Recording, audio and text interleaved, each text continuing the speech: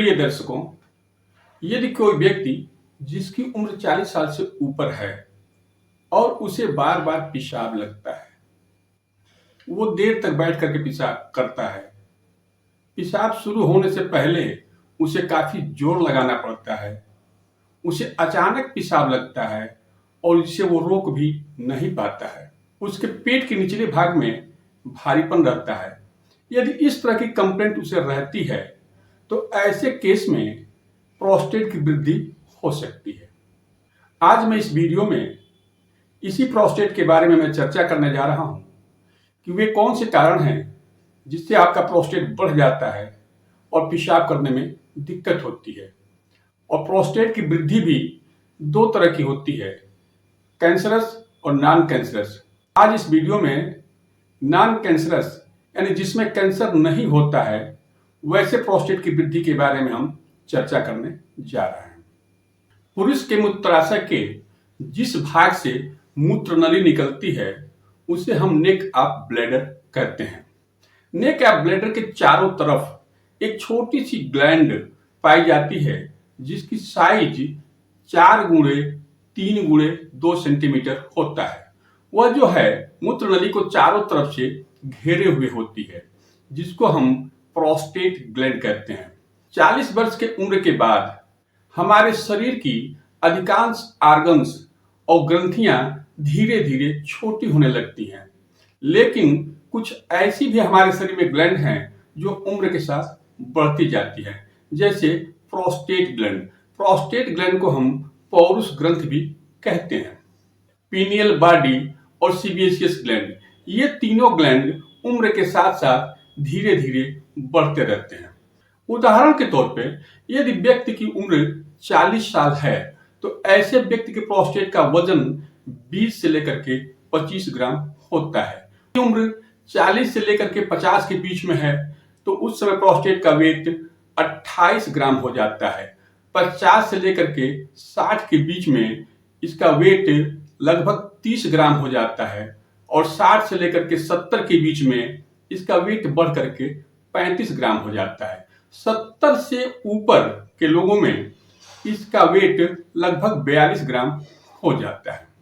इस प्रकार से यदि देखेंगे तो 70 वर्ष से अधिक उम्र वालों में 90% लोगों में ये प्रोस्टेट बढ़ा हुआ मिलता है, जिससे उन्हें पेशाब करने में बहुत देरी लगती है और उन्हें दिक्कत होती है। जैसे जैसे उम्र के साथ ये प्रोस्टेट ग्लैंड बढ़ता जाता है, हमारा मूत्र मार्ग संकुचित हो जाता है, जिसके कारण हमें पेशाब करने में काफी दिक्कत होती है और वो पूरा ब्लैडर का पेशाब बाहर निकल भी नहीं पाता है, जिसके कारण हमारे मूत्राशय में अधिक मात्रा में पेशाब ठहरने लगता है। 50 ग्राम से लेकर के 100 ग्राम तक यदि पेशाब मूत्राशय में रहता है तो इसे हम नॉर्मल मानते हैं। यदि 100 ग्राम से अधिक पेशाब हमारे मूत्राशय में पेशाब करने के बाद रुकता है तो यह एबनॉर्मल है। पेशाब करने के बाद मूत्राशय में रुकने वाले पेशाब को हम रेजिडुअल यूरिन कहते हैं। प्रोस्टेट की वृद्धि किन कारणों से होती है इसका एग्जैक्ट काज तो अननोन है। फिर भी ये माना जाता है कि जैसे जैसे हमारे शरीर में टेस्टोस्टेरोन हार्मोन्स का लेवल घटता जाता है वैसे वैसे प्रोस्टेट ग्लैंड की वृद्धि शुरू हो जाती है। 40 के उम्र के बाद हमारे शरीर में टेस्टोस्टेरोन का लेवल घटने लगता है और 40 की उम्र के बाद ही हमारा प्रोस्टेट धीरे धीरे बढ़ने लगता है। यदि आपको बार बार पेशाब जाने की इच्छा होती है, आपको अचानक पेशाब लगता है जिसे आप रोक नहीं पाते हैं, आपके पेट के निचले भाग में भारीपन रहता है, पेशाब करने में जोर लगाना पड़ता है, यदि आपको इस तरह के सिम्टम हैं तो इसका तात्पर्य यह है कि आपका प्रोस्टेट बढ़ना शुरू हो गया है।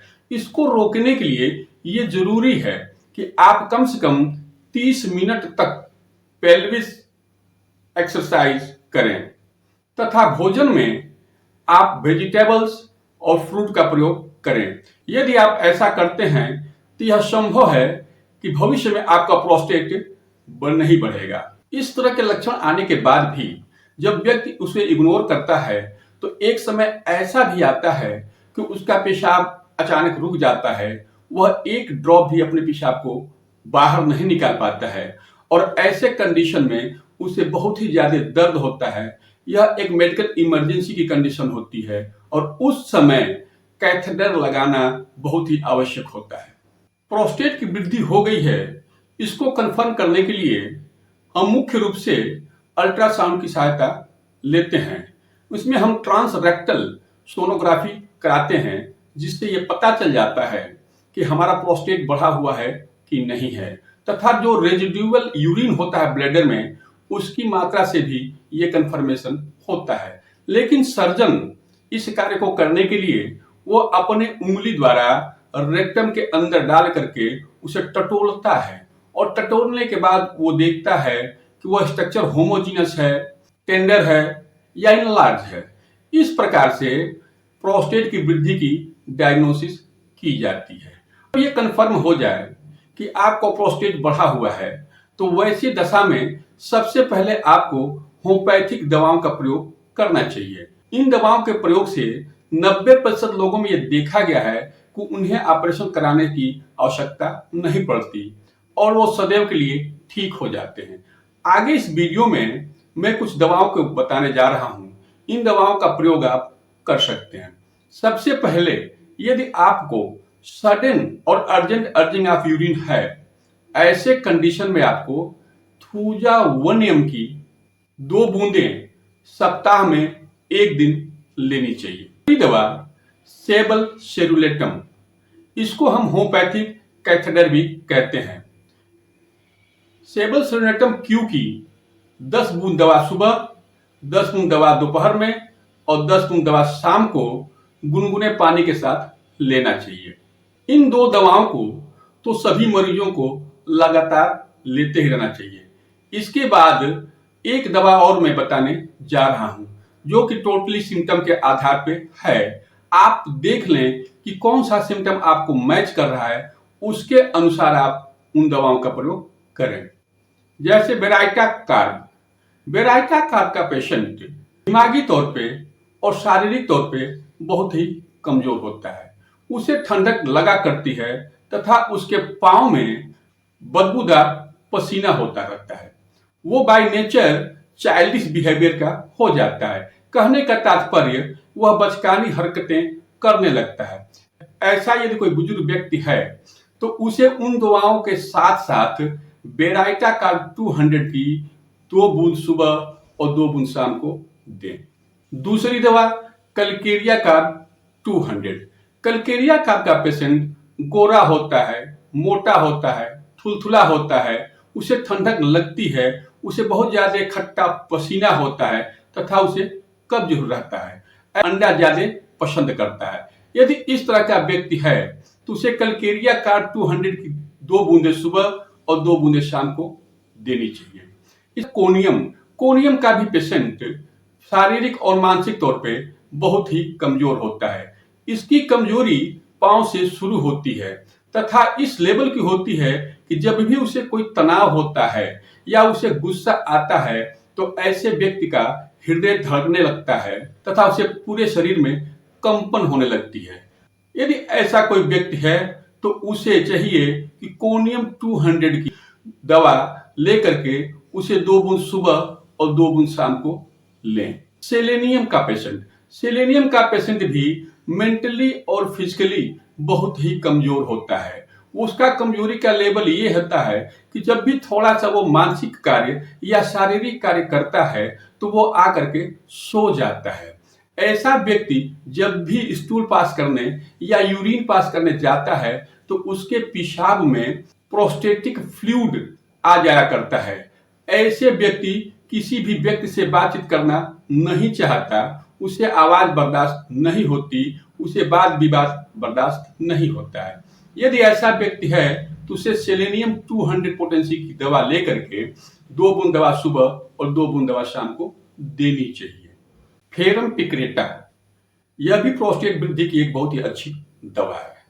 कमजोरी इसमें भी होती है, लेकिन इसमें व्यक्ति को कमजोरी का एहसास तब होता है कि जब वो किसी कार्य को करने के लिए जाता है। जैसे जब वो चलना शुरू करता है तो उसे लगता है कुछ दूर जाने के बाद कि अब उसके हाथ पांव जवाब दे रहे हैं। इसी प्रकार से यदि वो बोलना शुरू करता है तो कुछ देर बोलने के बाद उसे लगती है कमजोरी का एहसास होने। फेरम पिक्रेटा दवा की सबसे खास बात यह है कि अधिकांश लोगों में प्रोस्टेट बढ़ने के बाद उनके पेट के निचले भाग में भारीपन का एहसास होता है। ऐसा इसलिए होता है कि ब्लैडर में ज्यादा मात्रा में यूरिन रुका रह जाता है। लेकिन फेरम पिक्रेटा के पेशेंट में यह भारीपन ब्लैडर में न होकर के मलाशय में एहसास होता है। यदि इस तरह का सिम्टम मिले तो आपको फेरम पिक्रेटा 30 दवा लेकर के 2 बूंद दवा सुबह, 2 बूंद दवा दोपहर को और 2 बूंद दवा शाम को देना चाहिए। डिजिटेलिस भी एक बहुत अच्छी दवा है। इसका रिस्पांस बहुत ही बेहतर है। व्यक्ति को हृदय की बीमारी के साथ साथ प्रोस्टेट की बीमारी है, ऐसे व्यक्ति का पल्स यदि स्लो है, इररेगुलर है और इंटरमिटेंट है तथा ऐसे व्यक्ति को अपने भविष्य की चिंता बहुत ही ज्यादा रहती हो, तो ऐसे व्यक्तियों को हम डिजिटेलिस 30 नाम की दवा लेकर के 2 बूंद दवा सुबह, 2 बूंद दोपहर में और 2 बूंद दवा शाम को देते हैं। स्टेफिसेग्रिया, यदि चोट लगने के कारण आपका प्रोस्टेट बढ़ जाए तथा साथ में आपको बवासीर नाम की बीमारी भी हो, तो ऐसे मरीज को स्टेफिसेग्रिया नाम की दवा का प्रयोग करना चाहिए। इसमें हम स्टेफिसेग्रिया 200 का प्रयोग सुबह और शाम करते हैं। हमने इस वीडियो में प्रोस्टेट के ट्रीटमेंट में 2 फिक्स मेडिसिन को बताया है। पहली दवा थूजा 1M और दूसरी दवा सेबलसेरुलेटम क्यू। इसके बाद आप इन दवाओं से जो भी दवा आपको चयन में आए उनका आप चयन कर लीजिए और इन दवाओं को लगभग आप 2 से लेकर के 3 महीने तक प्रयोग कीजिए। 90% केस में इन दवाओं से देखा गया है कि उनकी प्रोस्टेट नॉर्मल हो जाती है, वो आराम से पेशाब करने लगते हैं और उन्हें किसी भी प्रकार की कोई तकलीफ नहीं होती है।